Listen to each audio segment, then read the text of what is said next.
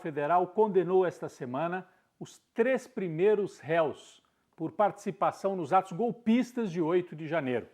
O primeiro a ser julgado foi Aécio Pereira. Ele é ex-funcionário da Sabesp, tinha um emprego público, estabilidade, né? Um emprego bom, família, jogou tudo fora para ir participar dessas manifestações golpistas e foi condenado a 17 anos de cadeia.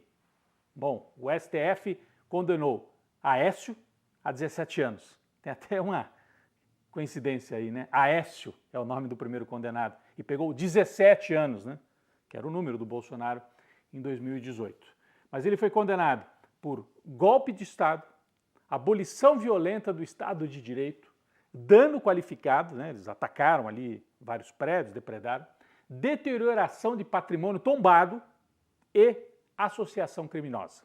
O primeiro voto foi do ministro Alexandre de Moraes, ele deu um voto bastante duro, sustentou a necessidade de condenar, até porque o Aécio fez prova contra ele mesmo, gravou tudo dentro ali dos prédios, né? E esses vídeos serviram não só para identificá-lo, mas também até como um agravante, porque os ministros do Supremo entenderam que com esses vídeos ele estava incentivando outras pessoas a participarem do mesmo ato golpista de 8 de janeiro. Na sequência, votou o ministro Nunes Marques, indicado por Bolsonaro. Todo mundo já esperava. Ele aliviou para o golpista, para o Aécio. Ele entendeu que não houve golpe de Estado, que não houve nada mais grave, que foi uma depredação e condenou, né, deu um voto para que fosse condenado por 2 anos e meio. Olha a diferença, Alexandre de Moraes, 17 anos e o Nunes Marques, 2 anos e meio. Só que a maioria dos ministros preferiu seguir o Alexandre de Moraes, então ficou a condenação em 17 anos. A última a votar, Rosa Weber, apresentou ali um voto que resumiu um pouco do que estava em jogo nesse julgamento no STF. Não foi mesmo um domingo no parque. 8 de janeiro de 2023 foi um domingo de devastação. O dia da infâmia, como o designo e designarei sempre. Um domingo de devastação do patrimônio físico e cultural do povo brasileiro. Uma devastação que foi perpetrada por uma turba que, com total desprezo pela coisa pública, invadiu esses prédios históricos da Praça dos Três Poderes, coração da capital do nosso país.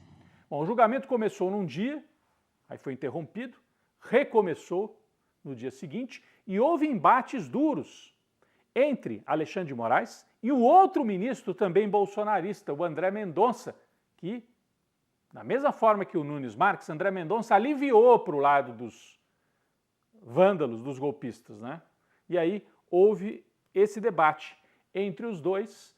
O André Mendonça chegou a insinuar que, na verdade, veja bem, o governo Lula é que não agiu para evitar as depredações, repetindo aquele discurso que está aí, né? Discurso de tiozão do Zap, né? O André Mendonça repetiu e o Alexandre de Moraes foi para cima. Vamos ver. Com todo respeito, Vossa Excelência, querer falar que a culpa do 8 de janeiro foi do ministro da Justiça... Vossa Excelência que está dizendo isso. É um absurdo. Vossa Excelência que está dizendo isso. 5 comandantes estão presos... Muito embora eu queria e o Brasil quer ver esses vídeos do Ministério da Justiça. O ex-ministro da Justiça que sucedeu Vossa Excelência fugiu para os Estados Unidos... Fugiu. Eu sou advogado de ninguém e jogou o celular dele no lixo. Eu não sou advogado de preso.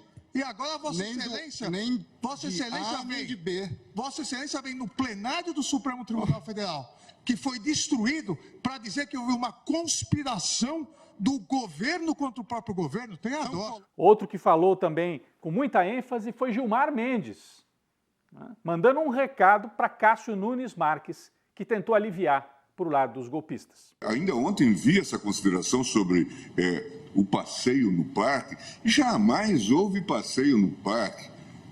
Não se tratava de passeio no parque, ministro Cássio. Nem de um incidente. A cadeira que o senhor está sentado, depois...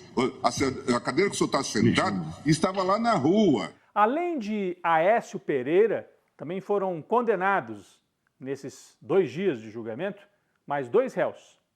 Tiago Matar pegou 14 anos de prisão, um pouco menos, porque não havia vídeos. Então os ministros entenderam que por não haver vídeos, ele não gravou o vídeo dele mesmo atuando, seria um pouco menos grave. E o terceiro condenado, Matheus Lima de Carvalho Lázaro, que também pegou 17 anos de cadeia. E o Matheus tinha vídeo também, gravando, achando que estava sendo o grande herói, e 17 anos de cadeia. A estratégia dos 2 ministros bolsonaristas que tentaram aliviar é negar que tenha havido um golpe coordenado. Eles condenam pelos crimes menores, mas dizem, não houve golpe de Estado. E esse foi um debate muito forte, porque não houve porque aconteceu a resistência. O plano era que houvesse o golpe de Estado. Então, pelo fato de não ter havido, não significa que não teve a intenção e não teve, inclusive, uma coordenação. Então, esses 2 ministros estão se preparando para lá na frente, quando chegarem os financiadores e os coordenadores políticos desse golpe, para também aliviar para os bolsonaristas, sejam empresários, sejam lideranças políticas, que lideraram essa tentativa de golpe de Estado, que ficou caracterizada dessa forma no julgamento do Supremo Tribunal Federal. Bem, falando em responsabilidade política, Bolsonaro, como sempre faz nos momentos difíceis para ele, passou vários dias da semana no hospital. Disse que foi fazer uma cirurgia, mais uma, né, em decorrência da facada, e aí sempre corre para o hospital. O Jair e a Michele, quando estão em dificuldades, correm para 2 lugares, hospital e igreja. Depois esquecem, né?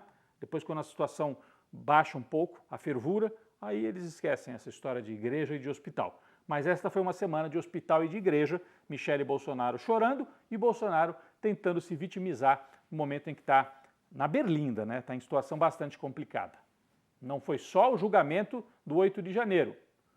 O ex-ajudante de ordens, Mauro Cid, a gente já sabe, ele acertou uma delação com a Polícia Federal e o Supremo já autorizou esta delação. E vazou na capa da revista Veja um trecho desta delação em que Mauro Cid diz que teria repassado em mãos para o Jair Bolsonaro o dinheiro da venda das joias. Portanto, se isso ficar comprovado, se ele tiver elementos, se tiver mensagens, outros elementos que comprovem, aí a cadeia está completa, a cadeia em todos os sentidos. A cadeia de provas e uma possível cadeia para quem está no topo desta pirâmide, tanto dos atos golpistas quanto dos atos de corrupção que vem à tona nesses últimos meses. A conta chegou também para outros bolsonaristas esta semana. A Rádio Jovem Pan, nós já falamos bastante aqui, rádio e TV, né? Porque a Jovem Pan é hoje as 2 coisas.